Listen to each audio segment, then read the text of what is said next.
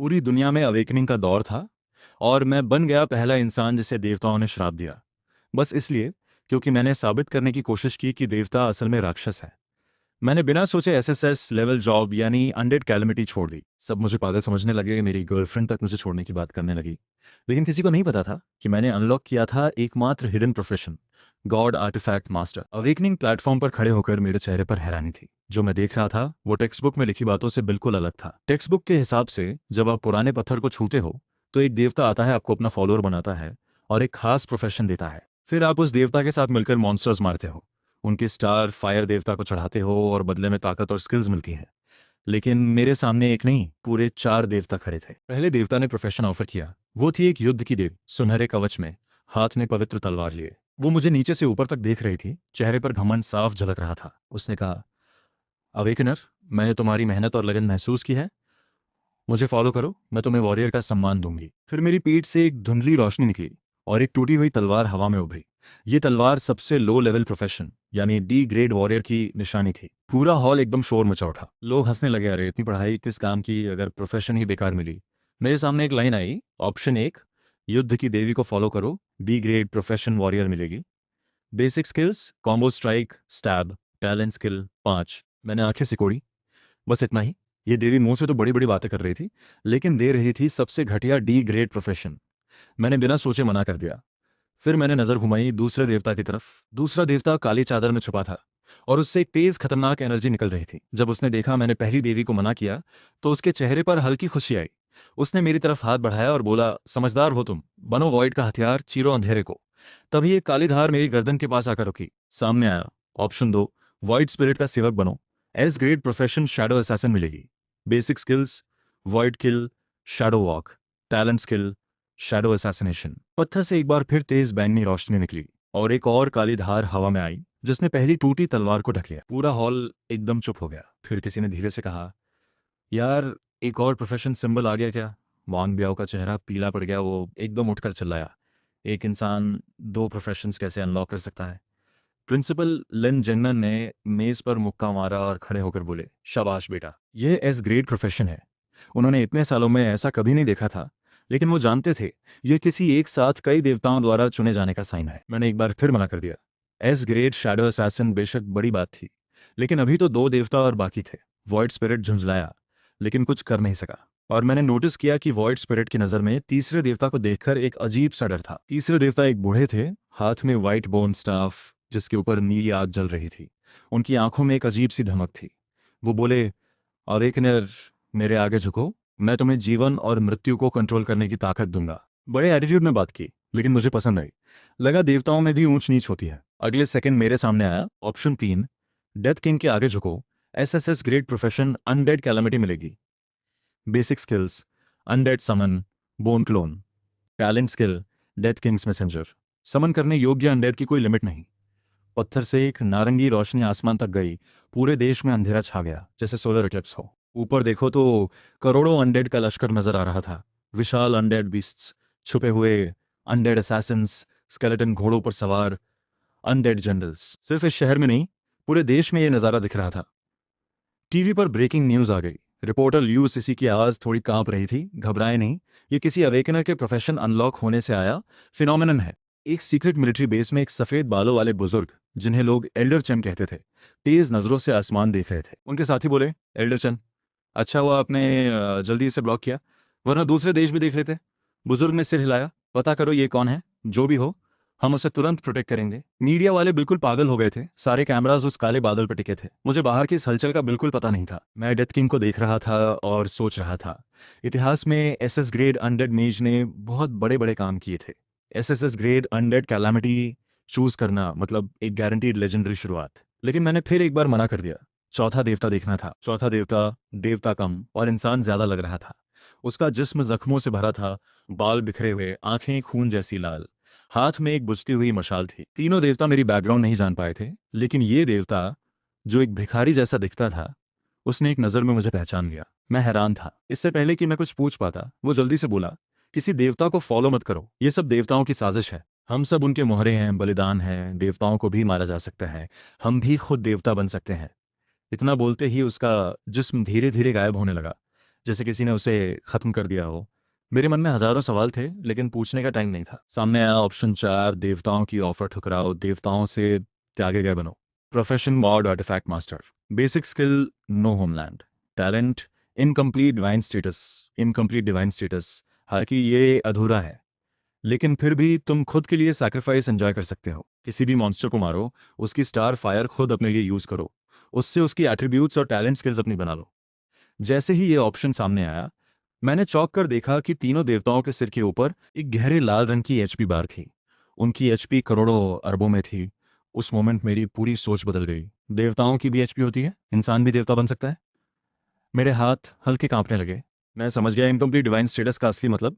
जो काम सिर्फ देवता करते हैं, यानी अपने फॉलोअर्स की सैक्रिफाइस लेकर ताकत पाना, वही मैं खुद के लिए कर सकता हूँ। मॉन्स्टर्स मारो, उनकी स्टार फायर डायरेक्टली अपने अंदर एब्जॉर्ब करो, उनकी एट्रीब्यूट्स और टैलेंट स्किल्स अपनी बना लो। शुरू में ये एक ब्लैंक स्लेट प्रोफेशन है, लेकिन ग्रोथ की कोई लिमिट नहीं। यहाँ तक कि एक दिन सच्चा देवता भी बना जा सकता है। अब सोचो, उन तीनों देवताओं को, एक घमंडी और कंजूस, दूसरा धोखे से फंसाने वाला, तीसरा सीधे कह रहा था झुको मेरे आगे।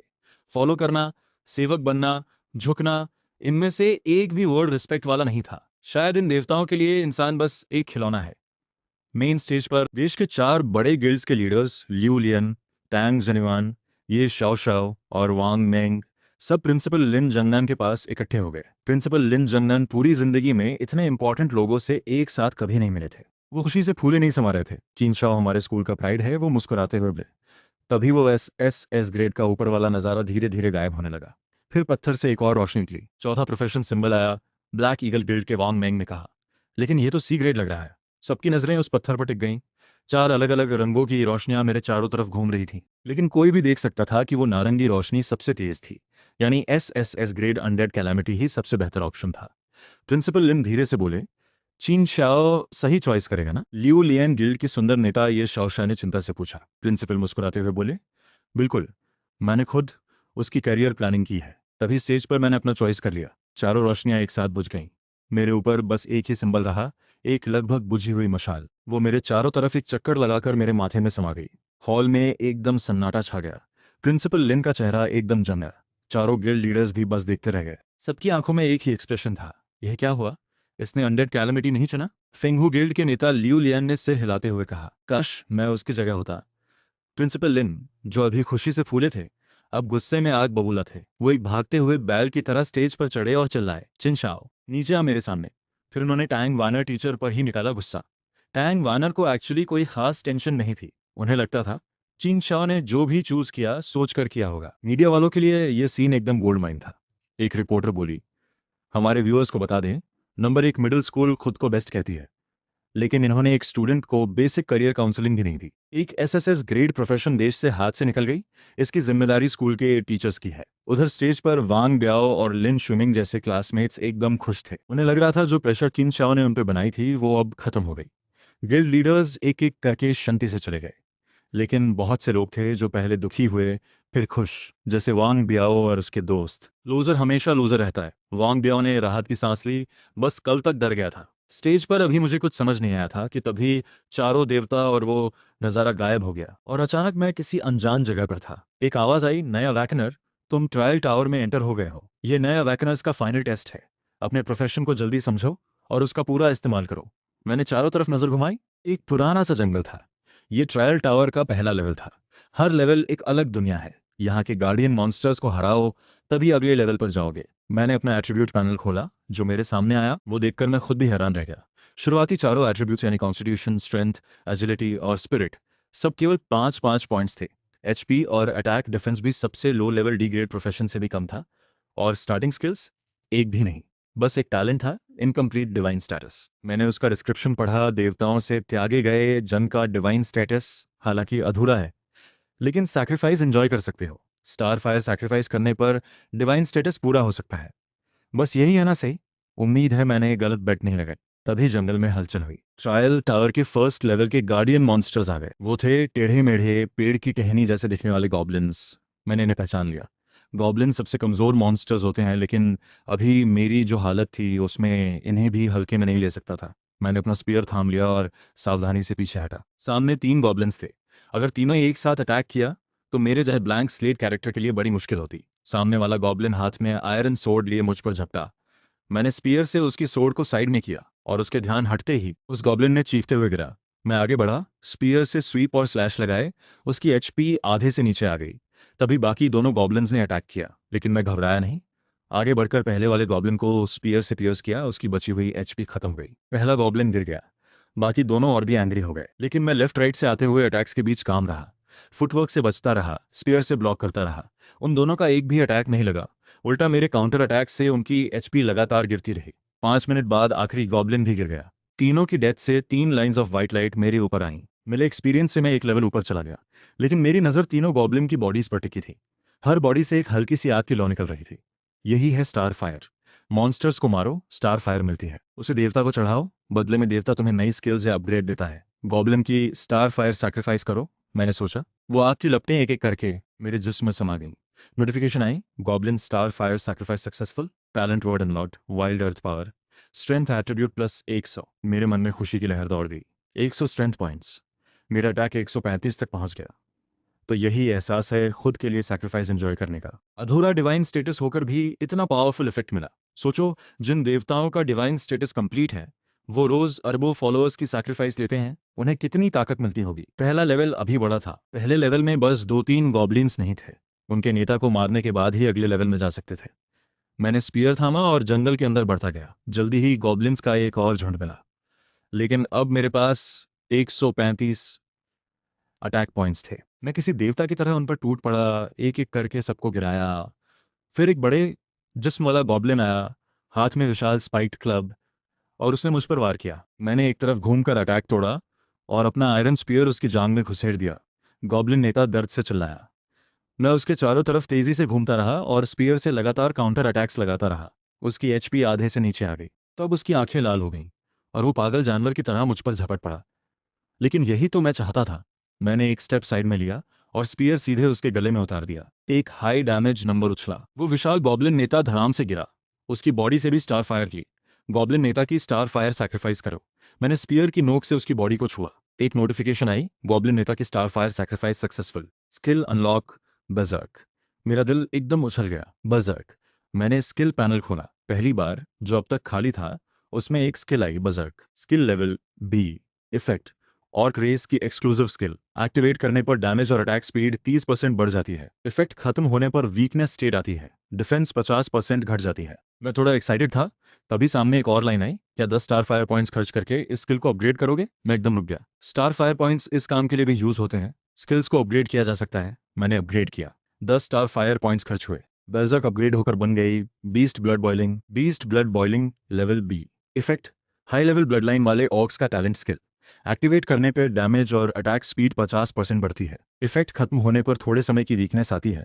डिफेंस 30% घटती है। साथ ही दुश्मन को किल करने पर ड्यूरेशन एक्सटेंड होता है। उधर ट्रायल टावर के बाहर क्लास टीचर टैंग वानर मेरा व्यू बड़ी चिंता से देख रही थी, और टावर के अंदर मेरे कानों में एक मैकेनिकल साउंड आई, बधाई हो, ट्रायल टावर का फर्स्ट लेवल क्लियर हो गया, सेकंड लेवल में ट्रांसफर हो रहे हो। मेरी आंखों के सामने एक पल के लिए अंधेरा छा गया और मैं एक बड़े अंधेरे केव में था। चारों तरफ पत्थर की दीवारें और गीली मिट्टी थी। तो यह है ट्रायल टावर का सेकंड लेवल। मेरे मन में डर कम था, एक्साइटमेंट ज़्यादा। सिर्फ फर्स्ट लेवल की गॉब्लिन्स को सैक्रिफाइस करके मुझे बीस्ट ब्लड बॉइलिंग जैसी स्किल मिल गई। तो आगे क्या मिलेगा, यही सोच रहा था। तभी सेकंड लेवल के मॉन्स्टर्स ने दस्तक दी। केव की जमीन से अचानक काली काली वाइन रूट्स फूट निकली। वो थॉर्न्स जैसी नुकीली थीं, देखकर ही रूह कांप जाए। मैं तुरंत पीछे कूदा, स्पीयर उठाकर 2 वाइन्स पर जोर से वार किया। दोनों कट गईं और ज़मीन पर तड़पने लगीं जैसे जिंदा हों। मुझे थोड़ा अजीब लगा, इनकी एचपी तो बहुत कम है। लेकिन अगले सेकंड में चारों तरफ से और वाइन्स निकल आईं और मुझे घेर लिया। मैंने जल्दी से उन्हें पूरी तरह निकलने से पहले ही काट दिया, लेकिन कटी हुई वाइन्स की जगह पर फिर नहीं निकल आईं। तो मुझे सिचुएशन की गंभीरता समझ आई। इनकी एचपी कम है, लेकिन ये मरती ही नहीं। जितनी काटो उतनी और उगती हैं। इन्हें खत्म करने का एक ही तरीका था, इनकी मदर को मारो। मैं स्पीयर उठाकर उस डायरेक्शन में दौड़ा जहां से वाइन्स निकल रही थी। रास्ते में अनगिनत वाइन्स फूटती रहीं, लेकिन मैं फुटवर्क से सबको अवॉइड करता रहा। 7-8 टनल्स घूमने के बाद केव के बीच में एक बड़ी मोटी ट्री रूट खड़ी थी। उससे अनगिनत वाइन रूट्स निकल रही थी। और सबसे अजीब बात, उस ट्री रूट में एक इंसान का चेहरा उगा हुआ था। यही है मदर। मैंने देर नहीं लगाई, आयरन स्पीयर उठाया और जोर से उस रूट में घुसेड़ दिया। एक डैमेज नंबर उछला और उसकी एचपी बार सामने आई। Undead tree spirit grade elite boss, HP 50,000, danger level high 50,000 HP। लेकिन इससे भी बड़ी मुश्किल ये थी कि ट्री स्पिरिट की बॉडी पर एक हीलिंग नंबर आ रहा था। जितना डैमेज मैं डील करता वो कुछ सेकंड्स में वापस रिकवर हो जाता। अब समझ आया इस लेवल का मतलब। इन वाइन रूट्स को खत्म करना है तो इस अनडेड ट्री स्पिरिट को मारना होगा। लेकिन ये हील भी बहुत तेज करती है और जल्दी किल भी नहीं होगी। जितना टाइम लगेगा उतनी ज़्यादा वाइन्स निकलती रहेंगी। यानी ये लेवल टेस्ट करता है कि तुम्हारा डैमेज आउटपुट कितना है। ज़्यादातर अवेकनर्स यहाँ आकर सरेंडर कर देते, लेकिन मेरे लिए ये बिल्कुल असंभव नहीं था। टावर के बाहर प्रिंसिपल लिन जेंगनान माथे पर बल डाले बड़बड़ा रहे थे।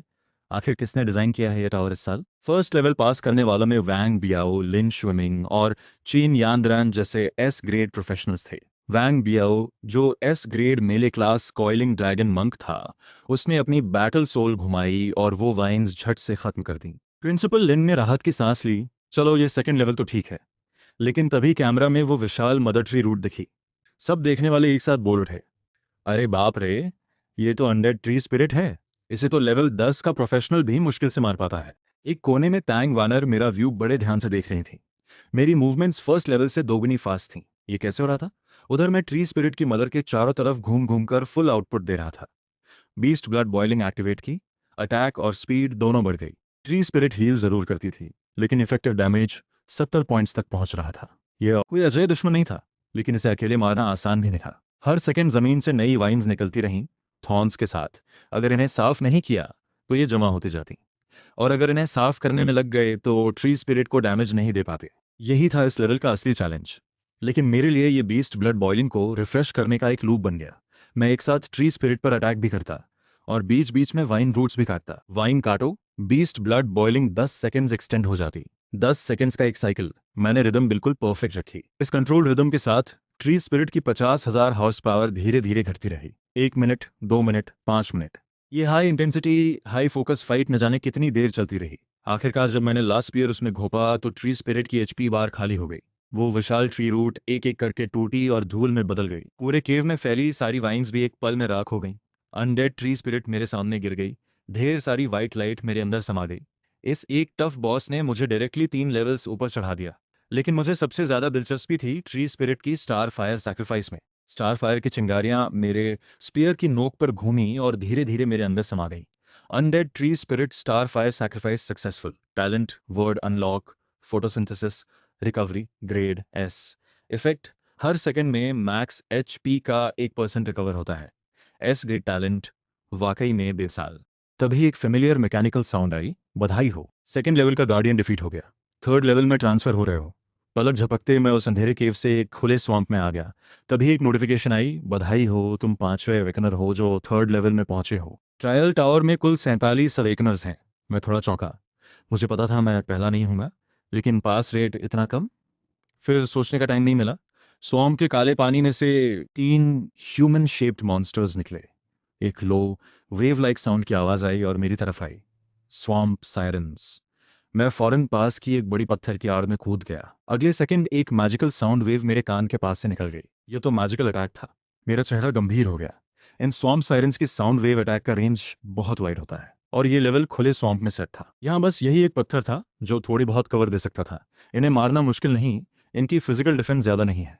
लेकिन प्रॉब्लम यह थी कि जैसे ही एक पर अटैक करो, बाकी 2 की साउंड वेव तुरंत आएगी।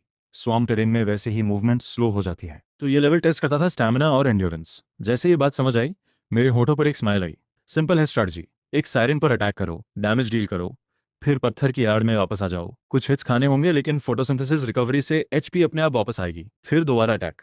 चलो शुरू करते हैं। मैं एकदम से उठा और सबसे पास वाली स्वैम्प सायरन पर टूट पड़ा। वो घबरा गई। मेरा स्पीयर तेजी से उसमें घुसा और मैं तुरंत वापस भागा। साथ ही दोनों तरफ से साउंड वेव्स आईं, सीधे सिर पर। 2 डैमेज नंबर्स मेरे ऊपर से उछले। लेवल 8 पर आ गया था मैं। दोनों हिट्स खाने के बाद आधी HP बची थी।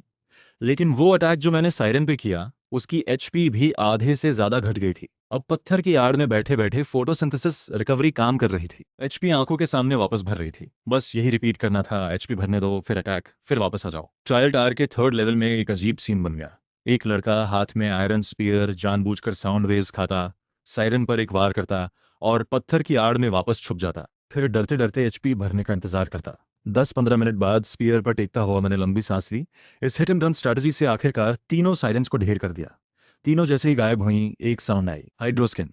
Skill level B. Effect aquatic race का exclusive talent skill, water stream body को रैप कर लेती है। ज़्यादातर स्लो और क्राउड कंट्रोल इफेक्ट से इम्यूनिटी मिलती है। पैसिव इफेक्ट मूवमेंट स्पीड 15% बढ़ती है। बधाई हो, थर्ड लेवल का गार्डियन डिफीट हो गया, फोर्थ लेवल में ट्रांसफर हो रहे हो। साथ ही एक नोटिस आई कि इस लेवल में सभी गार्डियंस को मारने की जरूरत नहीं, बस सेंटर में बने ट्रांसफर फॉर्मेशन तक जिंदा पहुंचो। ट्रांसफर फॉर्मेशन तक पहुंचना है, गार्डियंस नहीं मारने। यह सुनकर मुझे थोड़ी शंका हुई। पिछले 3 लेवल्स के डिजाइन देखे थे, सब में कोई ना कोई चाल थी, तो फोर्थ लेवल में भी कुछ तो ट्रैप होगा। कुछ सेकंड्स बाद फोर्थ लेवल में पहुंचते ही मैं आंखें फाड़ कर देखता रह गया। यहाँ कुछ मॉन्स्टर्स नहीं थे, एक पूरा गोस्ट फायर स्पाइडर का घोंसला था। इस तरह के स्पाइडर देखकर ही 9 में से 10 लोगों की हिम्मत जवाब दे जाए। पूरे लेवल में हर तरफ स्पाइडर वेब्स बिछी थी, जैसे किसी ने पूरी जगह को वेब का जेल बना दिया हो। मेरे मुंह से निकला, हाय माँ। मैं उन वेब्स के बीच भागने लगा। हर तरफ से वेब अटैक्स आ रहे थे। हाइड्रोस्किन एक्टिवेट करो। मैंने अभी मिली नई स्किल को तुरंत ऑन किया। एक वाटर स्ट्रीम मेरे पैरों को रैप कर गई। अब वेब्स में पैर फंसने की फीलिंग खत्म हो गई, मूवमेंट स्मूथ हो गई। मैं फोर्थ लेवल के सेंटर की तरफ तेजी से भागा, लेकिन स्किल के बावजूद इतने स्पाइडर्स के बीच कुछ तो लगेगा ही। कंधे पर एक स्टिंग महसूस हुआ। Ghost fire poison state activate हो गई। अगले सेकंड पॉइजन और बर्निंग दोनों का कंटिन्यूस डैमेज मेरे ऊपर से निकलने लगा। अगर 2-3 और बाइट्स लग गए तो पॉइजन और बर्निंग की लेयर स्टैक हो जाती और मेरी हालत बहुत खराब होती। मैं पूरी जान लगाकर ट्रांसफर फॉर्मेशन की तरफ दौड़ता रहा। फॉर्मेशन बस कुछ कदम दूर थी, लेकिन ठीक उस मोमेंट पर मैं अचानक रुक गया। दोनों पैर फॉर्मेशन की एकदम एज पर। पीछे से स्पाइडर्स की फौज आ रही थी, लेकिन मेरे मन में अचानक एक आइडिया आया, एक लालची जोखिम भरा आइडिया। मैंने स्पीयर उठाया और उन गोस्ट फायर स्पाइडर्स पर स्वीप किया जो मुझ पर टूट पड़ रहे थे। इन स्पाइडर्स की एचपी दूसरे लेवल की वाइन से भी कम थी, बस 10 पॉइंट्स। एक हिट में खत्म। लेकिन ये चांस ज्यादा देर नहीं टिकेगा। अपनी गिरती एचपी को देखते हुए मैंने आंखें सिकोड़ी और स्पीयर से एक एक करके सामने आते सभी गोस्ट फायर स्पाइडर्स को साफ करता रहा। टैंग वानर बाहर बैठी देख रही थी। यह क्या कर रहा है? चीन शाओ फॉर्मेशन तक पहुंच गया था, वापस क्यों मुड़ा? उनके हिसाब से स्पाइडर्स को मारने का कोई फायदा नहीं था। इतने छोटे स्पाइडर्स से एक्सपीरियंस भी कुछ खास नहीं मिलता। इनसे टाइम वेस्ट करना मतलब फाइनल स्कोर बर्बाद करना। चीन शाओ तू कर क्या रहा है? मैं खुद भी बहुत हाई प्रेशर में था। एक तरफ स्पाइडर्स को अवॉइड करना, दूसरी तरफ अपनी गिरती एचपी को देखना। धीरे धीरे स्पाइडर्स की तादाद बढ़ती गई और मेरी एचपी एक क्वार्टर तक आ गई। बस अब और नहीं, मुझे फॉर्मेशन में जाना होगा। गोस्ट फायर स्पाइडर्स की स्टार फायर सैक्रिफाइस करो। स्पेयर की नोक से मैंने आखिरी मोमेंट पर सैक्रिफाइस शुरू की। उसी वक्त उसने एक कदम पीछे लिया और एक पैर ट्रांसमिशन सर्कल में जा पड़ा। चारों तरफ का नजारा घूमने लगा और तभी चेन शाओ के कानों में वो आवाज आई जिसका उसे इंतजार था। नई टैलेंट स्किल मिली, गोस्ट फायर पॉइजन। ये एक स्पेशल स्किल है, लेवल 1। इसका इफेक्ट ये है कि लावा पॉइजन स्टाफ में रहने वाले गोस्ट फायर पर्ल जाति का ये जहर इस्तेमाल करने के बाद टारगेट पर चिपक जाता है। गोस्ट फायर पॉइजन से जलन होती है, लगातार नुकसान होता है और टारगेट की डिफेंस पावर कम हो जाती है। साथ ही तेज जहर से लगातार डैमेज होता है और टारगेट की रिकवरी रुक जाती है। ये सुनकर कीन शाओ का दिल खुशी से उछल पड़ा। सच में बड़ा फायदा हमेशा खतरा उठाने के बाद ही मिलता है। यही वजह थी जो चिन शाओ थोड़ी देर पहले जोखिम उठाकर वापस गया था। गोस्ट फायर पॉइजन, फायर और पॉइजन दोनों प्रॉपर्टीज एक साथ मॉन्स्टर्स को मारने के लिए बिल्कुल परफेक्ट स्किल है। चिन शाओ मन ही मन खुश हो रहा था, लेकिन खुश होने का मौका ही नहीं मिला, क्योंकि तभी जमीन हिलने लगी। 5वीं लेयर का गार्डियन मॉन्स्टर आने वाला था। फिर एक बड़ा सा साया किन शाओ की नजरों के सामने आया। वो एक विशाल भालू था जिसका बॉडी किसी छोटे पहाड़ जैसा था और जिसके बाल सुइयों जैसे खुरदरे थे। Ghost clawbear. Condition adult, level 15, elite level boss. Danger level extremely dangerous. सामने के मॉन्स्टर को देखकर चिन शाओ का चेहरा गंभीर हो गया। ये गोस्ट क्लॉ बेयर अकेले एक पूरी प्रोफेशनल टीम को चुनौती दे सकता था और आसपास कोई जगह भी नहीं थी छुपने की। फिर भी चिन शाओ ने हार मानने की नहीं सोची। वजह साफ थी, गोस्ट क्लॉ बेयर के ऊपर मोटी फर थी, यानी फायर अटैक्स इस पर ज्यादा असरदार थे। और ये एक ऑर्डिनरी क्रीचर था, यानी पॉइजन का भी इस पर ज्यादा असर होगा। उसी वक्त टावर के बाहर अवेकनिंग सेरेमनी प्लाजा में प्रिंसिपल लिन जमनान खिंचे हुए चेहरे के साथ बड़ी स्क्रीन को घूर रहा था। उसने दांत पीसते हुए कहा, इस साल ये ट्रायल टावर आखिर किस कमीने ने डिजाइन किया है? बस पहली 2 लेयर्स में गॉब्लिन ट्राइब और अनडेड ट्री स्पिरिट्स ने करीब 90% अवेकनर्स को बाहर कर दिया। फिर तीसरी लेयर में स्वॉम्प बैंशीज ने उन सभी स्लो वॉरियर टाइप प्लेयर्स को बाहर कर दिया। हाँ, कुछ लॉन्ग रेंज वाले प्लेयर्स जरूर पत्थरों की दरारों में छुपकर 3 स्वॉम्प बैंशीज को मार पाए। फिर आई चौथी लेयर, गोस्ट फायर पर्ल से भरी हुई। उन्हें देखकर लिन जेंगनान का भी सिर चकरा गया। उस वक्त लाइव ब्रॉडकास्ट स्क्रीन पर बचे थे बस कुछ एस लेवल अवेकनर्स और थोड़े से ए लेवल प्लेयर्स। पेनलॉन्ग मॉन्क वैंग बियाओ अपनी पूरी डिफेंस के दम पर डैमेज सहते हुए ट्रांसमिशन सर्कल की तरफ भाग रहा था। इतनी मुश्किल के बावजूद ट्रांसमिशन सर्कल तक पहुंचते पहुंचते उसकी हालत बस किसी तरह बची। उसकी वेपन की प्रॉपर्टीज गोस्ट फायर पर्ल्स के बिल्कुल उल्टी थीं, इसलिए वो पूरी तरह अपनी एस लेवल शील्ड पर डिपेंड था। बड़ी मुश्किल से वो ट्रांसमिशन सर्कल तक पहुंची। शैडो हंटर बनी स्कूल की खूबसूरत चिन यानियन ने अपनी डॉज और एम्बुश स्किल्स के दम पर किसी तरह ट्रांसमिशन सर्कल पार किया। वो 5वीं लेयर तक पहुंचने वाली इकलौती लड़की बनी और पहले फायर मैजिक से अनडेड ट्री स्पिरिट को मारने वाली, फिर फायर रॉकेट से स्वॉम्प बैंशी को खत्म करने वाली लियू वुयन। जब वो चौथी लेयर में गोस्ट फायर पर्ल के नेस्ट में पहुंची तो उसे समझ आया यहाँ कुछ नहीं होने वाला। एक फ्रेजाइल मेज के तौर पर वो बस कुछ कदम ही चल पाई और पर्ल नेट में फंस गई। लियू रुयान का चेहरा पीला पड़ गया और उसने सीधे क्विट कर दिया। प्रिंसिपल लिन को लग रहा था कि इस बार के अवेकनर्स में बस कुछ सीड प्लेयर्स ही बचे हैं। वो बड़बड़ाए हुए वोंग बियाओ और लिन शूमिंग के व्यू को फॉलो कर रहे थे। तभी 5वीं लेयर में एडल्ट गोस्ट क्लॉबेयर सामने आया। उसे देखकर सभी फिर से भड़क उठे। बोले, यार ये जानवर यहाँ किसने डाला? इसे तो नए अवेकन प्लेयर्स छोड़ो, एक पूरी प्रोफेशनल टीम भी आसानी से नहीं जीत सकती एक एडल्ट गोस्ट क्लॉबेयर से। आखिर इस साल के ट्रायल टावर का डिजाइनर कौन है? सुना है ऊपर से कोई बड़ा आदमी आया है। उसी वक्त जियांगधई सिटी की एक सीक्रेट बेस में पूरी ऑब्जर्वेशन रूम में बड़ी बड़ी हाई डेफिनेशन स्क्रीन्स लगी थीं। लगभग सब बाहर हो चुके थे। ये देखकर नी शाओ के चेहरे पर हल्की सी निराशा आई। लगता है इस साल का ट्रायल टावर यहीं खत्म हो जाएगा। जियांगधई सिटी में कोई नहीं है जो 5वीं लेयर पार कर सके। पास खड़े रिसर्चर वांग लिन ने मन ही मन सोचा, भला कौन अडल्ट घोस्ट क्लॉबेयर को ट्रायल टावर में रखेगा?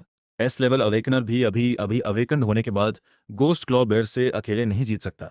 लेकिन नी शाओयू ने बड़े आराम से कहा, सच में? ये तो बस हमारा बेसिक सिलेक्शन क्राइटेरिया है। पास खड़ा रिसर्चर वांग लिन मन ही मन पसीना पोंछने लगा। नी शाओयू ने पेन चबाते हुए ठंडे लहजे में कहा, बस अफसोस इस बात का है कि इस साल के अवेकनर्स 5वीं लेयर भी नहीं पार कर पाए। हिडन लेयर तो बहुत दूर है। उस छोटे से बंदे को पकड़ने में मुझे काफी मेहनत लगी थी। उसी वक्त ट्रायल टावर की 5वीं लेयर में उसने ब्लाइंडली अटैक नहीं किया। गोस्ट क्लॉब बेयर का बॉडी किसी छोटे पहाड़ जैसा था, पीठ पर मोटे मोटे बाल जैसे किसी मजबूत आर्मर की तरह। उसकी खूंखार आंखें घूरे जा रही थी इस इंट्रूडर को। लेकिन जब तक यहाँ आ ही गया हूं, बिना लड़े हटना, ये चीन शाओ का स्टाइल नहीं। गोस्ट क्लॉब बेयर भी उसी की तरह बड़ा और पावरफुल स्ट्रेंथ टाइप मुझसे था। स्पीड ज्यादा तेज नहीं थी, लेकिन अटैक जबरदस्त था। जीतना है तो फास्ट फुटवर्क पर रिलाई करना होगा। स्किल ऑन करते ही चीन शाओ की मूवमेंट स्पीड फिर से बढ़ गई। गोस्ट क्लॉ बेयर ने दहाड़ते हुए हमला बोल दिया। इस तरह के मॉन्स्टर्स के अटैक्स सिंपल होते हैं 3 मूव्स में। पहला लंज, दूसरा स्लैम, तीसरा सिट क्रैश। लंज मतलब पूरी ताकत से झपना, इतना जबरदस्त कि किसी भी फुल डिफेंस वॉरियर की भी हालत पतली हो जाए। चीन शाह ने धैर्य रखा। जब गोस्ट क्लॉ बेयर बस 3-4 मीटर दूर था, तभी वो एक साइड में उछल गया और उस डेडली अटैक को बचा लिया। फिर बिना रुके गोस्ट क्लॉ बेयर के पीछे की तरफ दौड़ा। दूसरा मूव, बेयर ने मिस करने के बाद तुरंत पलटकर चीन शाह को पकड़ने की कोशिश की। अगर वो पकड़ लेता तो खेल खत्म। लेकिन चीन शाह तो पहले से उसके पीछे की तरफ भाग रहा था। यही उसका ब्लाइंड स्पॉट था। बस अभी का मौका है। चीन शाह की आंखें चमकी। Ghost fire poison activate. उसके स्पीयर की नोक पर जलता हुआ पॉइजनस इफेक्ट रैप हो गया और उसने गोस्ट क्लॉ बेयर की पीठ में जोर से वार किया। Target ghost fire poison state में आ गया। एक हिट के बाद चीन शाह रुका नहीं, तुरंत पीछे हटकर सेफ डिस्टेंस बना ली। तभी गोस्ट क्लॉ बेयर अचानक पीछे की तरफ धड़ाम से बैठ गया। एक जोरदार धमाके के साथ मार्बल फ्लोर पर गड्ढा हो गया। यही था तीसरा मूव, सिट क्रैश। देखने में भले ही ऑकवर्ड लगे, लेकिन डैमेज बहुत जबरदस्त था। साथ ही गोस्ट क्लॉ बेयर पर गोस्ट फायर पॉइजन भी लग चुका था। पीठ की मोटी फर में आग लग गई, जलन का डैमेज हुआ और पॉइजन इफेक्ट भी शुरू हो गया। गोस्ट क्लॉ बेयर और ज्यादा अग्रेसिव हो गया और बिना सोचे चीन शाओ पर झपटने लगा। चीन शाह ने स्किल के साथ फुटवर्क जारी रखा। अब बस सही मौके पर एक और लेयर गोस्ट फायर पॉइजन लगाना था, फिर सेफ डिस्टेंस से उसे धीरे धीरे खत्म करना। बस टाइम की बात थी। लेकिन उसी लेयर में पहुंचे वांग बियाओ का लक इतना अच्छा नहीं था। वांग बियाओ का प्रोफेशन था एस लेवल मेले पैनलॉन्ग मंक। गोस्ट क्लॉ बेयर को देखते ही उसने स्ट्रेट अपनी स्टाफ उठाई और सबके सामने खुद को प्रूफ करने के लिए सीधे अटैक कर दिया। लेकिन गोस्ट क्लॉ बेयर ने कोई रहम नहीं दिखाया। एक ही भारी पोसे वांग बियाओ की हालत पतली हो गई। दूसरी तरफ लिन शुमिंग का भी यही हाल था। 3 साल से किन शाओ के पीछे पीछे रहकर उसने काफी कुछ सीखा था, इसलिए उसने गोस्ट क्लॉ बेयर पर ब्लाइंडली अटैक नहीं किया। पहला मूव किसी तरह बचाया, फिर भागकर गोस्ट क्लॉ बेयर के पीछे पहुंचा और सोर्ड से जी भरकर अटैक करने लगा। ऐसे स्लो और बड़े मॉन्स्टर्स के खिलाफ पीछे जाकर अटैक करना, ये ट्रिक उसे चिन शाओ ने ही सिखाई थी। बस लिन शुइमिंग ने सरफेस ही सीखी थी, डेप्थ में ही। जब लोगों ने देखा कि लिन शुइमिंग ने अटैक बचाया और पीछे जाकर डैमेज करने लगा, सब खुश हो गए। बोले, लिन शुइमिंग हमारे स्कूल का रियल टैलेंट है। इतना शार्प फुटवर्क और एस लेवल प्रोफेशन, शायद 5वीं लेयर पार हो जाए। प्रिंसिपल लिन जंगनान ने मुस्कुराते हुए थोड़ी छुई और बोले, हमारे स्कूल से आखिर एक काबिल निकला। इस बच्चे का फ्यूचर बहुत ब्राइट है। लेकिन टैंग वॉर्नर को देखकर चिंता हुई। उसे लगा लिन स्विमिंग बहुत ग्रीडी है अटैक में। डैमेज तो अच्छा है, लेकिन गोस्ट क्लॉ बेयर जैसे फियर्स मॉन्स्टर के पीछे एक ही एंगल से ज्यादा देर अटैक नहीं करनी चाहिए। और वैसा ही हुआ। गोस्ट क्लॉ बेयर को अपनी पीठ पर कुछ फील हुआ। उसने जोर से दहाड़ते हुए अचानक पीछे की तरफ बैठ गया।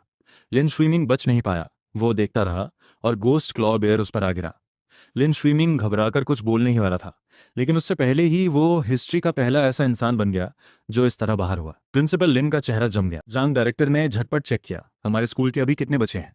दो। एक है एस लेवल चीन यनियन और दूसरा चीन शाओ। जांग डायरेक्टर की आंखें फटी की फटी रह गईं। प्रिंसिपल लिन ने बेसब्री से कहा, फौरन चीन यान का व्यू बड़ी स्क्रीन पर लगाओ। जांग डायरेक्टर ने बिना सोचे कर दिया। स्क्रीन पर आई चीन यनियन, हाथ में लॉन्ग बो लिए, अजाइल और ग्रेसफुल। वो 5वीं लेयर के लिमिटेड एरिना में गोस्ट क्लॉ बेयर से सेफ डिस्टेंस बनाए हुए बाहरी एज पर चक्कर काट रही थी।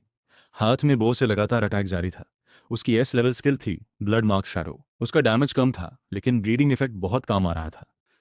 गोस्ट क्लॉ बेयर की हेल्थ बार धीरे धीरे घट रही थी। यही है फेंगजन स्टाइल। चीन यान की डिस्टेंस कंट्रोल देखकर क्राउड में तारीफ की लहर उठी। लोग बोले, चीन यानन बहुत शानदार है। प्रिंसिपल लिन ने इस बार केयरफुली तालियां बजाईं।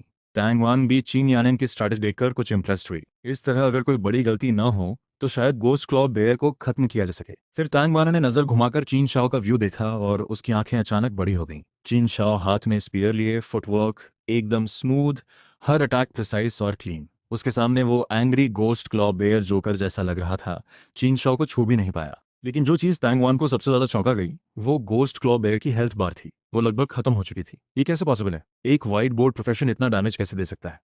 टैंग वान सोचती रही, लेकिन कोई जवाब नहीं मिला। स्क्रीन पर उस वक्त बस चीन यनयान ही नजर आ रही थी। ब्लड मार्क शैडो स्किल की मदद से वो गोस्ट क्लॉ बेयर को धीरे धीरे खत्म कर रही थी। हेल्थ बार लगभग खाली हो चुकी थी।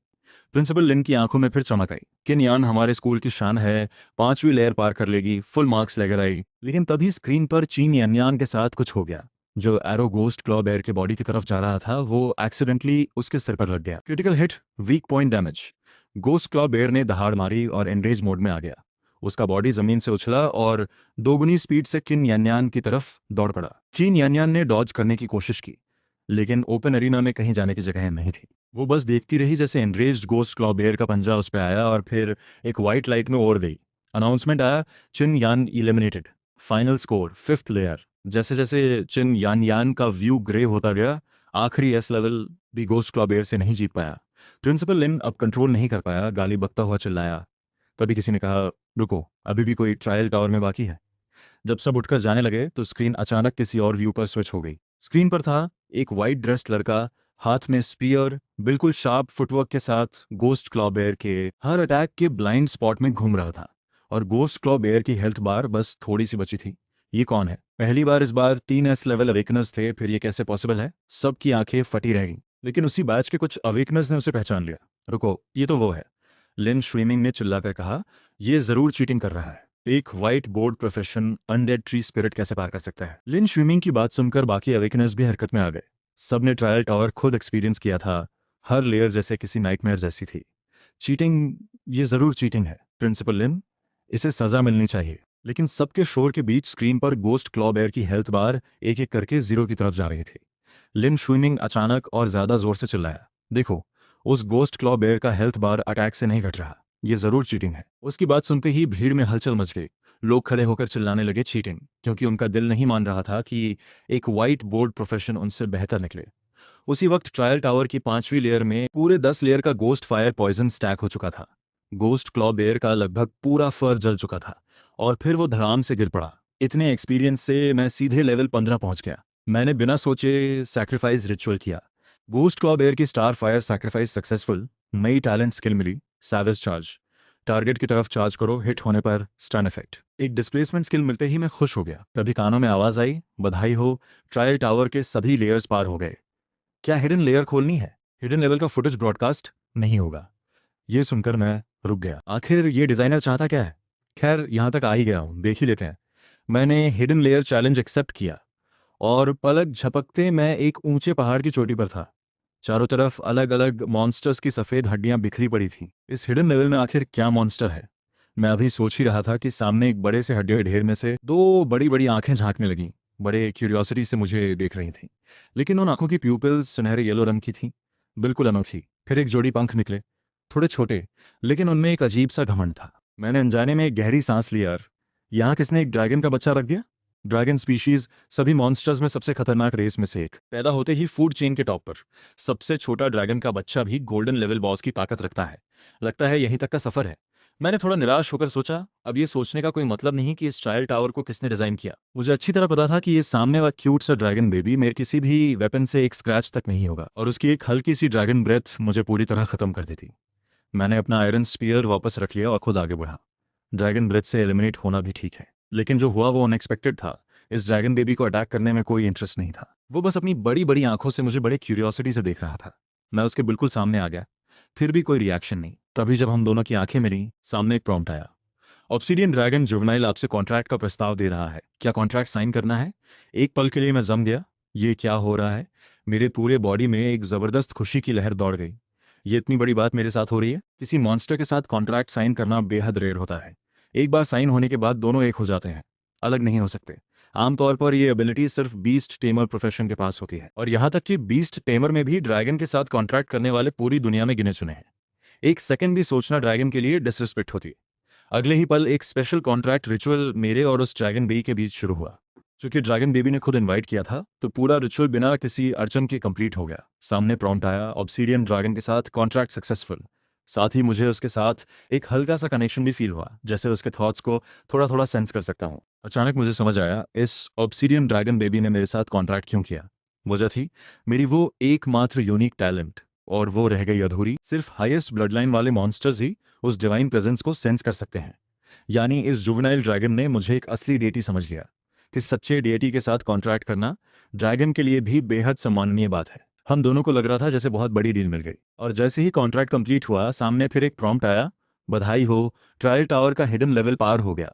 अब आपको ट्रायल टावर के बाहर ट्रांसफर किया जाएगा। क्या कॉन्ट्रैक्ट बीस्ट ऑब्सीडियन ड्रैगन को समनिंग स्पेस में वापस भेजना है? मैंने तुरंत हाँ में सिर हिला दिया। उसी वक्त ट्रायल टावर के कंट्रोल रूम में निये शाओयू अंदर आया तो स्क्रीन पर नोटिफिकेशन देखी, इस बार का ट्रायल टावर समाप्त, सभी अवेकनर्स को बाहर ट्रांसफर कर दिया गया है। निये शाओयू धीरे धीरे कंट्रोल पैनल के पास आया। सब रिजल्ट्स उसकी उम्मीद के मुताबिक थे। एक अडल्ट गोस्ट क्लॉ बेयर को कोई नया अवेकन प्रोफेशनल हैंडल नहीं कर सकता, और जो हिडन लेवल उसने इतनी मेहनत से सेट किया था, उसे किसी ने देखा ही नहीं। वो जुवेनाइल ऑब्सीडियन ड्रैगन, उसे और रिसर्च लैब ने अभी अभी पकड़ा था। ऊपर से रिसर्च प्लान अप्रूव नहीं हुआ था, तो उसने उसे ट्रायल टावर के हिडन लेवल में रख दिया था। जुवेनाइल होने के बावजूद कोई नया अवेकन प्रोफेशनल उससे नहीं जीत सकता था। लेकिन जब नी शाओयू ने कंट्रोल पैनल से उस ड्रैगन बेबी को ट्रायल टावर से ट्रांसफर करने की कोशिश की, वो अचानक रुक गया। रुको, मेरा ड्रैगन कहाँ गया? इतना बड़ा ड्रैगन बेबी कहाँ गया? नी शाओयू घबरा गया। उसने 6th हिडन लेवल की वीडियो रिकॉर्डिंग खोली। हाथ में हल्का पसीना आ गया। उसने मॉनिटरिंग रिकॉर्ड निकाला। रिकॉर्ड में सिर्फ एक एंट्री थी, पूरे जियांगहाई सिटी के ट्रायल टावर में सिर्फ एक इंसान ने 5th लेवल का गोस्ट क्लॉ बेयर पार किया और हिडन लेवल तक पहुंचा। कोई गोस्ट क्लॉ बेयर को एक्चुअली मार पाया? नी शाओयू की आंखें सिकुड़ गईं, और जब उसने रिकॉर्डिंग में आ गया सीन देखा, वो अचानक खड़ा हो गया। ये क्या हो रहा है? वो ड्रैगन बेबी के साथ कॉन्ट्रैक्ट कर रहा है? ये कौन है? क्या वो पागल है? एक अभी अभी अवेकन प्रोफेशनल? नी शाओयू के मन की हैरानी और घबराहट बयान से बाहर थी।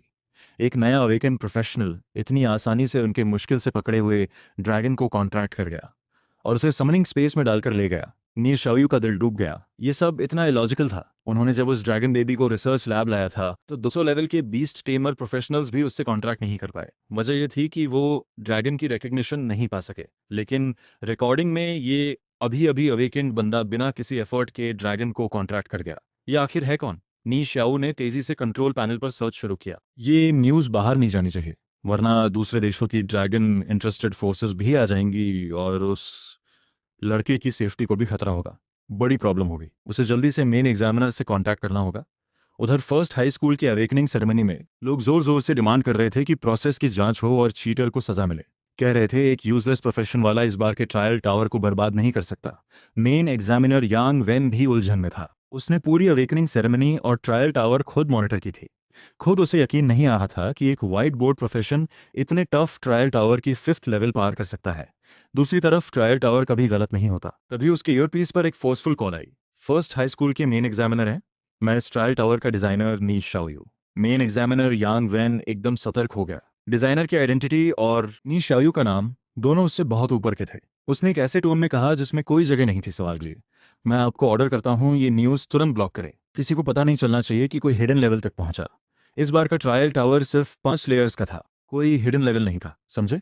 यांग वेन ने तुरंत हाँ में सिर हिलाया। लगा जैसे कोई बड़ी बात हो गई है। पहले भी ऐसा हुआ था जब कोई अवेकनर बहुत आउटस्टैंडिंग परफॉर्म करता था, तो ऑफिशियल उसे नोटिस करते थे और उससे जुड़ी सारी इन्फॉर्मेशन सीक्रेट रखी जाती थी। कॉल काटते ही मेन एग्जामिनर यांग वैन का चेहरा सीरियस हो गया। बोला, इस अवेकनिंग सेरेमनी के मेन एग्जामिनर के तौर पर मैंने ट्रायल टावर के डिज़ाइनर से कंफर्मेशन ले ली है। मैं ऑफिशियल तौर पर डिक्लेयर करता हूँ, इस ट्रायल टावर में कोई प्रॉब्लम नहीं थी, कोई चीटिंग या शॉर्टकट नहीं हुआ। अब मैं पर्सनली फर्स्ट प्लेस का स्पेशल रिवॉर्ड दूंगा। यांग मैन की बात सुनते ही पूरी सेरेमनी में एकदम साइलेंस हो गया। जो लोग अभी तक चिल्ला रहे थे सबके मुंह बंद हो गए। और उसी वक्त मैं ट्रायल टावर से बाहर आया। चारों तरफ कैमरास मेरी तरफ घूम गए। यांग वैन ने एक एनवलप में बंद कार्ड मुझे दिया। ये जियांगहे सिटी के इक्विपमेंट वेयरहाउस का वेपन एक्सचेंज वाउचर था, साथ में 1 लाख गोल्ड कॉइन्स। बोले, इस वाउचर से तुम वेयरहाउस से कोई भी लेवल 30 से नीचे का गोल्डन लेवल इक्विपमेंट ले सकते हो। मेरा दिल खुश हो गया। Golden level equipment, trial tower के ऑफिशियल्स ने इस बार सच में बड़ा गिफ्ट दिया। लेकिन तभी लिन शुमिंग की नज़र मेरे हाथ में उस वेपन एक्सचेंज वाउचर पर पड़ी और उसकी आंखों में जलन साफ दिख रही थी। बोला, गोल्डन लेवल इक्विपमेंट उस जैसे बेकार के पास रहना वेस्ट है। लिन शुमिंग की बात पर कई लोगों ने हाँ में सिर हिलाया।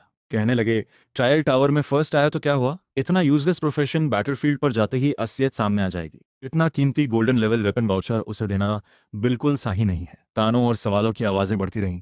मैंने बस हल्का सा मुस्कुराया, सिर हिलाया और भीड़ से बाहर निकल गया। थोड़ी देर बाद जैसे ही मैं अपने उस छोटे से 20 स्क्वायर फीट के किराए के कमरे में पहुंचा, दिमाग में अचानक एक तेज अर्ज उठी। अभी मैंने एग्री भी नहीं किया था, लेकिन समनिंग स्पेस से एक ग्लोइंग समनिंग सर्कल अचानक मेरे उस छोटे से कमरे में खुल गया। ये ड्रैगन बेबी खुद ही बाहर आ गया। ऑब्सिडियन ड्रैगन की बड़ी बड़ी गोल्डन आंखें कमरे की हर चीज को क्यूरियोसिटी से देख रही थी। अभी उसका साइज करीब 1 मीटर था, लेकिन उस छोटे से कमरे में भी वो थोड़ा टाइट लग रहा था। मैंने सोचा, ड्रैगन पालना तो क्लियरली बहुत महंगा काम है, लेकिन ये ड्रैगन बेबी कमरे को देखकर कोई परेशानी नहीं दिखा रहा था, बल्कि क्यूरियोसिटी से कमरे के हर कोने में घूमा, फिर पंख फड़फड़ाकर सोफा पर कूद गया और आराम से कर्ल होकर बैठ गया। मुझे सच में अच्छा लगा। ये ड्रैगन को घर छोटा नहीं लगा, लेकिन अभी चैन की सांस भी नहीं ले पाया था कि वो ड्रैगन बेबी सीधे मुझे घूरने लगा। मुंह से मासूमियत से 2 आवाजें निकाली, ड्रैगन बेबी भूखा है। मैंने फौरन फ्रिज खोला। अच्छा हुआ कुछ फ्रोजन मीट था। मैंने उस छोटी सी किचन में जल्दी जल्दी बनाया। ड्रैगन बेबी फ्रिज के ऊपर बैठकर क्यूरियोसिटी से देखता रहा, लेकिन अभी डिश निकाली भी नहीं थी कि उस ड्रैगन ने सारा मीट एक झटके में साफ कर दिया। मैंने मन ही मन सोचा, ड्रैगन पालना सच में बहुत एक्सपेंसिव है। खाने पीने के बाद ड्रैगन बेबी बड़े शांत मिजाज से सोफा पर कर्ल होकर सो गया। मैंने इस मौके का फायदा उठाया और उसके एट्रीब्यूट्स चेक की। एक नज़र में ही मेरी आंखें फटी रह गईं। ये ड्रैगन बेबी सिर्फ लेवल 5 था, लेकिन उसकी एचपी थी पूरे 30,000।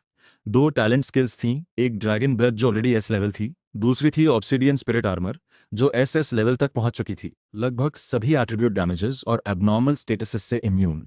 अटैक और डिफेंस स्टैट्स मुझसे कहीं आगे। कोई हैरानी नहीं कि ड्रैगन स्पीशीज इतनी ओवरपावर्ड होती है।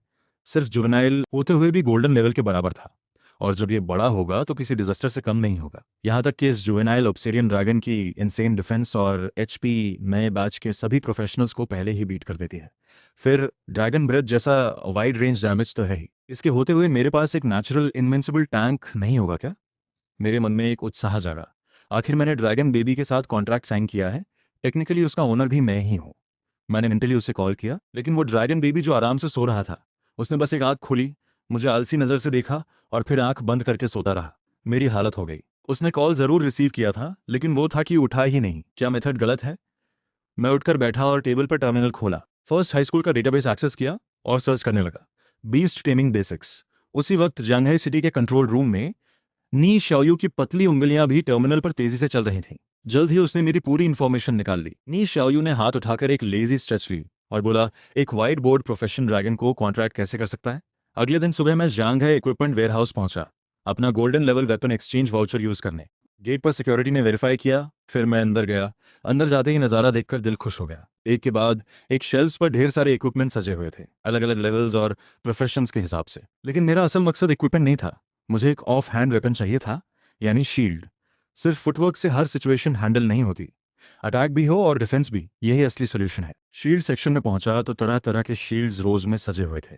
मेरी नज़र एक एक करके शेल्फ्स पर घूमती रही और तभी एक शील्ड का नाम आंखों में अटक गया, टाइगर चेस्ट वॉर शील्ड। मैं आगे बढ़ा और उसके एट्रीब्यूट्स चेक की। Block effect strong, damage reduction extra, bonus attribute block counter, block successful होने के बाद काउंटर अटैक का डैमेज 30% बढ़ जाता है। गोल्डन लेवल इक्विपमेंट का कोई जवाब नहीं। ये टाइगर चेस्ट वॉर शील्ड बिना किसी शक के चिन शाओ का सबसे जरूरी सर्वाइवल वेपन बनने वाला था। आने वाले सभी लेवलिंग जोन्स में। सारी फॉर्मेलिटीज कंप्लीट करके चिन शाओ ने वो शील्ड वेयरहाउस से निकाल लिया। अब वो जांगहे सिटी की सड़कों पर था। चारों तरफ नजर दौड़ाई तो बाजार में जैसे मेला लगा हुआ था। आज नए अवेकनर्स के प्रोफेशनल लाइफ का पहला दिन था। सभी गिल्ड्स नए मेंबर्स रिक्रूट कर रहे थे। बहुत से इंडिपेंडेंट प्लेयर्स सड़कों पर फिक्स्ड टीममेट्स ढूंढ रहे थे।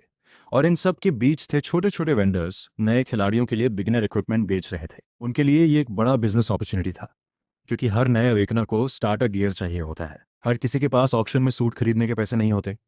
तभी एक जीन्स पहने वेंडर ने चिन शाओ को देखा और झट से रोक लिया। भाई, नया अवेकनर हो क्या? जांघाई सिटी के आसपास के लेवलिंग जोन का मैप लोगे? चीन शाओ की उम्र और स्टाइल देखकर आज की बात करें तो ये सारे मैप्स बिल्कुल नए थे। चीन शाओ ने जांघाई सिटी के आसपास के लिंक जोन एरियाज को रिजेक्ट नहीं किया था। ये एरियाज हमेशा एक जैसे नहीं रहते। कहीं नया डंजन क्रैक खुल जाता है तो कहीं मॉन्स्टर्स इधर उधर भटकने लगते हैं। ये सारी इन्फॉर्मेशन हर साल बदलती रहती है। चिन शाह ने फटाफट 100 गोल्ड कॉइन निकाला और बोला, एक मैप दो और साथ में गिल्ड्स के लिंक जोन्स की लेटेस्ट इन्फॉर्मेशन भी चाहिए। वो जो जीन्स पहने छोटा सा वेंडर था, उसने किन शाह को देखा जैसे पहचान गया हो। फिर चुपके से जेब से एक एनवेलप निकाला और धीरे से बोला, आप तो सच में जानकार हैं। ये इन्फॉर्मेशन कल रात की है, एकदम फ्रेश। चारों बड़े गिल्ड्स जो लिंक जोन्स लेने वाले हैं, सब उसमें मार्क है। हम जैसे छोटे सोलो प्लेयर्स को उनसे दूर ही रहना चाहिए। यही वो इन्फॉर्मेशन थी जो चीन शाओ को चाहिए थी। हर बार जब नए अवेकन प्रोफेशनल्स आते हैं तो शुरू में चारों बड़े गिल्ड्स किसी न किसी एरिया पर कब्जा कर लेते हैं अपने नए मेंबर्स को लेवल अप कराने के लिए। बाकी छोटे गिल्ड्स भी ऐसा ही करते हैं। इसलिए जहां चीन शाओ को लेवल करना था, वहां इन सबसे बच के रहना जरूरी था, ताकि भीड़ भाड़ से दूर रहे। एनवेलप खोला तो अंदर थे कुछ एस रैंक अवेकनर्स के बारे में न्यूज़। पहली खबर, फर्स्ट मिडिल स्कूल का एस रैंक अवेकनर लिन शुनिंग बाय गिल्ड ज्वाइन कर चुका है। दूसरी खबर, फर्स्ट मिडिल स्कूल का एस रैंक अवेकनर वैंग बियाओ ब्लैक ईगल गिल्ड में गया है। चीन शाओ ने एक बार फिर से पढ़ा, लिन तियान, लिन शुइमिंग, वैंग बियाओ। वैंग बियाओ तो पहले से ही चीन शाओ का दुश्मन था। हर तरह के छोटे बड़े हथकंडे इस्तेमाल करता था, सब सामने था। लेकिन लिन शुइमिंग अलग था, बहुत चालाक और छुपा रुस्तम। चीन शाओ को पहले से लग रहा था कि ये बंदा कुछ गहरी सोच रखता है, लेकिन ये नहीं सोचा था कि इतनी छोटी सोच का निकलेगा। चिन शाह ने जो भी उसके लिए किया, उसे वो ऊपर से नीचे देखना समझता रहा। अब लिन शूनिंग बे गिल्ड ज्वाइन कर चुका था, जहां उसे एक इंपॉर्टेंट टैलेंट की तरह ट्रेन किया जाएगा। उसकी नेचर देखते हुए वो चुप नहीं बैठेगा। लेकिन इस बार चीन शाह के नाम की लिस्ट में वो था, बे गिल्ड। चीन शाह ने धीरे से कहा, बे गिल्ड चारों में सबसे अमीर गिल्ड है। इसके नेता तांग जेन्युआन के पास अरबों का एम्पायर है। बे में सब कुछ पैसों से खरीदा जाता है, रिसोर्सेज, ट्रेनिंग, सब कुछ। अपने टॉप टैलेंट्स को तो ये लोग बेहिसाब सपोर्ट देते हैं। लिन स्विमिंग जैसे S rank dual shot fighter को बाय ने चुना, ये हैरानी की बात नहीं। लेकिन बाय जैसी बड़ी गिल्ड भी एक सोल प्लेयर चिन शाओ के पीछे खुलकर नहीं पड़ेगी, सिर्फ लिन स्विमिंग की वजह से। और यही चिन शाओ के लिए मौका था अपने तरीके से बढ़ने का। बाकी बेकार न्यूज़ को स्किप करते हुए चिन शाओ ने लेटेस्ट एरिया मैप खोला। जांघे सिटी के आसपास जो लिंक जोन्स थे, उनमें से 30 लेवल से नीचे के और चीन शाओ के लिए सेफ जोन्स कई थे।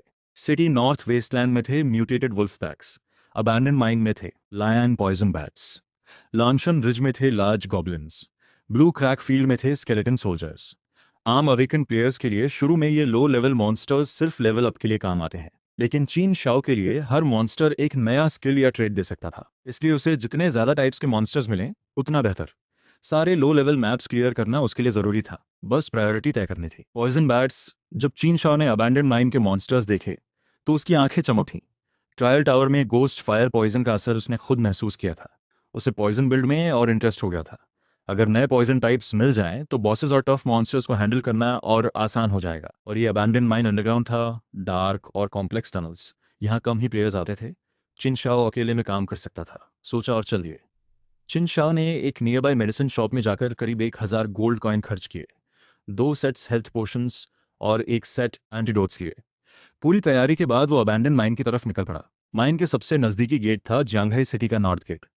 मॉन्स्टर्स से बचाव के लिए पूरे जांघाई सिटी को पावरफुल बैरियर वॉल से घेरा गया था। सिर्फ 4 गेट्स थे, ईस्ट, वेस्ट, नॉर्थ, साउथ। हर गेट पर ऑफिशियल गार्ड्स तैनात थे। हर आने जाने वाले अवेकन प्लेयर की स्ट्रिक्ट रजिस्ट्रेशन होती थी। कहते हैं ये सिर्फ मॉन्स्टर्स के लिए नहीं, दुश्मन देशों के अंडरकवर अवेकनर्स के लिए भी था। सारी फॉर्मेलिटीज पूरी करने के बाद चीन शाओ पहली बार एक प्रोफेशनल अवेकनर की तरह असली वाइल्ड वर्ल्ड में निकला। सामने था एक खुला विशाल बंजर मैदान। सैकड़ों साल पहले जो ह्यूमन सिविलाइजेशन थी, उसके निशान अब बस धुंधले रास्तों में बचे थे। मॉन्स्टर्स और डंजन्स ने सब कुछ खा लिया था। जैसे जैसे जांघाई सिटी से दूर जाते गए, प्लेयर्स कम होते गए। शिन शाओ ने अपना स्टैट्स पैनल खोला। Shinshao class godly warrior level 15 HP, 1950 MP 230, attack 175, defence 320, constitution 50, strength 105, agility 75, spirit 5। Initial talent incomplete divine form. Talent traits savage inheritance, photosynthesis recovery S rank, ghost fire poison A rank. Skills water step B rank, blood boil level 1, savage charge level 1। Tiger chest war shield equip करने के बाद defence और HP दोनों काफ़ी बढ़ गए थे। Traits में सैवेज, फोटोसिंथेसिस रिकवरी और ghost fire poison 3 passive traits थे। साथ ही वाटर स्टेप, ब्लड बॉयल जैसे एक्टिव स्किल्स भी थे। कहा जाए तो शुरुआती ब्लैंक स्लेट से काफ़ी आगे निकल चुके थे। इन सारे ट्रेट्स की वजह से किन शाओ को खुद लगता था कि अभी किसी लेवल 1 प्रोफेशनल से भी नहीं डरेगा। एक कमी थी, डैमेज डीलिंग स्किल्स कम थे। ब्लड बॉयल के अलावा कोई डायरेक्ट डैमेज स्किल नहीं था, सिर्फ बेजर्क स्टेट में बूस्टेड अटैक पर निर्भर था। तभी चिन शाओ को याद आया, ट्रायल टावर में फायर सीड्स खर्च करके उसने सैवेज को ब्लड बॉयल में अपग्रेड किया था। तो फायर सीड्स का असली काम यही था। अब ट्रायल टावर क्लियर हो चुका था, तो फायर सीड्स चेक करने का टाइम था। चिन शाओ ने धीरे से कहा, फायर सीड्स। एक नोटिफिकेशन आई, फायर सीड्स 85, अपग्रेडेबल स्किल्स देखो। टैलेंट और स्किल पैनल में 2 ऑप्शंस आए, savage ground rank upgradable, water step wall rank upgradable. बाकी सब ग्रे थे, फायर सीड्स इनसफिशिएंट। अब समझ आया, हर अपग्रेड के लिए फायर सीड्स एक्सपोनेंशियली बढ़ते जाते हैं। ट्रायल टावर में ग्राउंड रैंक सैवेज को लेवल 1 ब्लड बॉयल बनाने में 10 फायर सीड्स लगे थे। अब लेवल 1 ब्लड बॉयल को एस रैंक करने के लिए पूरे 100 फायर सीड्स चाहिए। पूरा ट्रायल टावर क्लियर किया, फिर भी कम पड़ गए। और जो एस रैंक फोटोसिंथेसिस रिकवरी है, उसे एसएस रैंक करने के लिए 1000 फायर सीड्स चाहिए। तो अभी सबसे जरूरी काम था ज्यादा से ज्यादा फायर सीड्स इकट्ठा करना। चीन शाओ को याद था, एक गॉब्लिन सोल्जर से सिर्फ एक फायर सीड मिला था, और 100 से ज्यादा गोस्ट फायर ऑब्स मारे तब भी सिर्फ 10 फायर सीड्स मिले। इसलिए फायर सीड्स बहुत सोच समझकर खर्च करने थे। जैसे जैसे ट्रेड्स बढ़ेंगे, अपग्रेड का चुनाव और भी सोच समझकर करना होगा। सही ट्रेड पर ही फायर सीड्स लगाने होंगे। ब्लड बॉयल अपग्रेड करना एक अच्छा चॉइस है।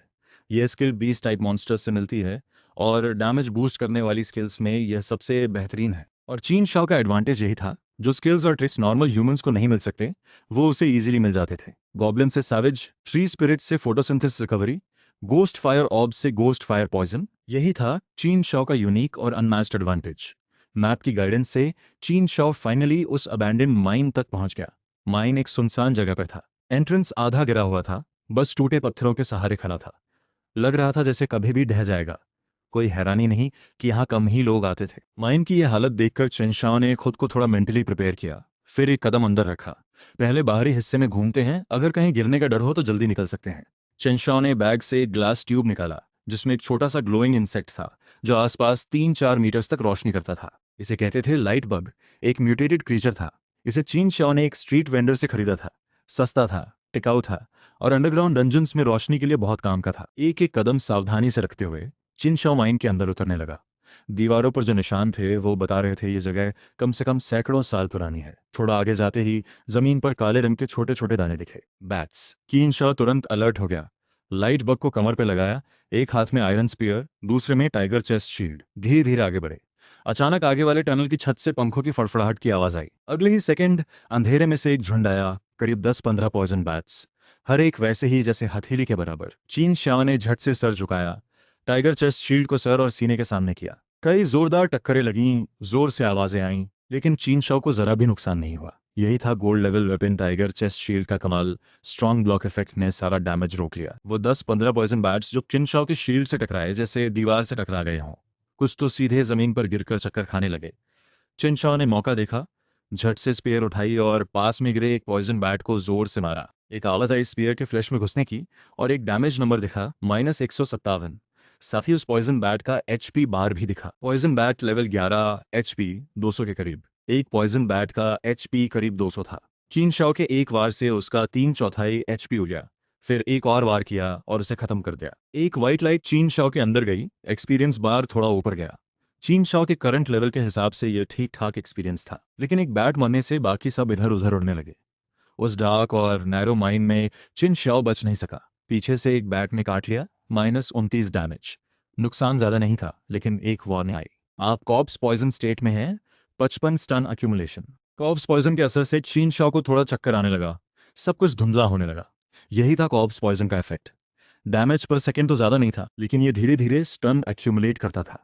अगर एंटीडोट नहीं लिया तो एक पॉइंट पर पूरी तरह स्टन हो जाते। चिनशाओ ने तुरंत दीवार से पीठ लगाई, शील्ड आगे की तरफ की और दूसरे हाथ से एंटीडोट की बोतल निकाली और एक ही सांस में पी गया। धीरे धीरे नज़र साफ होने लगी, पॉइजन का असर कम होने लगा, स्टन स्टेट कम हुआ। लेकिन अरे, एक एंटीडोट से पूरा पॉइजन गया नहीं। खिनशॉ ने एक और एंटीडोट पिया, तब जाकर पॉइजन पूरा खत्म हुआ। अब समझ आया ये कॉर्प्स पॉइजन कितना मुश्किल था। लेकिन इसी ने चिनशॉ का इरादा और पक्का कर दिया कि ये कॉर्प्स पॉइजन ट्रेड जरूर लेना है। थोड़ी रोशनी में किंगशाओ ने दीवार पर एक छोटी सी जगह ढूंढी जहां एक बंदा खड़ा हो सके। वहां घुस गए, शील्ड से पूरा बॉडी कवर किया और स्पीयर से आगे वाले बैट्स पर अटैक करने लगे। एफिशिएंसी बढ़ाने के लिए चीन शाओ ने ब्लड बॉयल एक्टिवेट किया। हर बैट मारने पर उसकी ड्यूरेशन रिफ्रेश होती, आउटपुट स्पीड दोगुनी हो गई। जल्दी ही उस एयर के माइंड में विंग्स की आवाज़ बंद हो गई। चीन शाओ के पांवों के पास पॉइजन बैट बॉडीज बिछी हुई थीं। Sacrifice, corpse poison bats. एक एक करके गोस्ट फायर उन बॉडीज से निकली और चीन शाओ के अंदर आने लगी। Corpse poison bat sacrifice success, fire seeds plus एक। Corpse poison bat sacrifice success. लेकिन वो लाइन नहीं आई जो चीन शाओ सुनना चाहता था। लगता था कॉर्प्स पॉइजन ट्रेट इतनी आसानी से नहीं मिलने वाली। चीन शाओ ने स्पीयर साफ की, खून पोंछा और माइन के अंदर और आगे बढ़ गया। आगे भी एक के बाद एक कॉर्प्स पॉइजन बैट्स के ग्रुप्स मिले। चीन शाओ ने सब साफ किए। उन कॉर्प्स पॉइजन बैट्स की एक और परेशानी थी। उस अंधेरे और पेचीदा माइन में वो चीन शाओ को पहले ही भांप लेते थे। हर ग्रुप के पास पहुंचने पर एक सरप्राइज अटैक मिलता। जरा सी गलती पर कॉप्स पॉइजन लग जाता। लेकिन एक्सपीरियंस भी अच्छा था। एक के बाद एक वाइट लाइट आती रही। चीन शाओ का लेवल 17 पर पहुंच गया। हर बैट की बॉडी को सैक्रिफाइस करता रहा और फिर एक बेहद मीठी आवाज आई कानों में, new talent trait obtained, corpse poison, आखिर मिल ही गया तुम। चीन शाओ बहुत खुश हुआ, झट से टैलेंट ट्रेड पैनल खोला। वहां एक हरा भरा कॉप्स पॉइजन ट्रेड था। Corpse poison rank B. Effect, attack से टारगेट पर कॉप्स पॉइजन लग जाता है, कंटिन्यूस पॉइजन डैमेज होता है और स्टन वैल्यू धीरे धीरे अक्यूमुलेट होती रहती है। बिल्कुल ओरिजिनल कॉप्स पॉइजन था। चीन शॉ ने खुद एक्सपीरियंस किया था इसे। वो डिजी, स्टन वाला फीलिंग, खासकर दूसरे ह्यूमन प्लेयर्स पर यूज करो तो शुरुआत में ही गेम चेंज हो जाए। पॉइजन कंट्रोल की ये पावर बेजोड़ थी। तभी अचानक माइन की गहराई में पहुंचे चिन शाओ को अचानक रोंगटे खड़े हो गए। ऊपर देखा तो बल्ब जैसी बड़ी बड़ी आंखें उसे घूर रही थीं। वो किसी सीलिंग पर उल्टा लटका था। चिन शाओ ने लाइट बग उठाया और देखा, एक कॉप्स पॉइजन बैट था, लेकिन नॉर्मल से 3 गुना बड़ा। मुंह में 2 मैचेटे जैसे जहरीले दांत। बॉस आ गया। चिन शाओ का दिल एक पल के लिए जोर से धड़का। टाइगर चेस्ट शील्ड उठाया, सर की तरफ करके बैटल पोजिशन। एक काली हवा की तरह आया वो, पहले के सारे स्मॉल बैट से कहीं ज्यादा पावरफुल था। एक झटके में चिन शाओ को नीचे गिरा दिया। डिम लाइट में वो 2 मैचेटे जैसे जहरीले दांत सीधे चिन शाओ की गर्दन की तरफ आ रहे थे। चीन शाओ ने झट से शील्ड उठाई। हथेली में जोरदार झटका लगा। उस जानवर की ताकत बहुत ज्यादा थी। चीन शाओ एक पल के लिए उसके नीचे दब गया। और जो और भी बुरा था,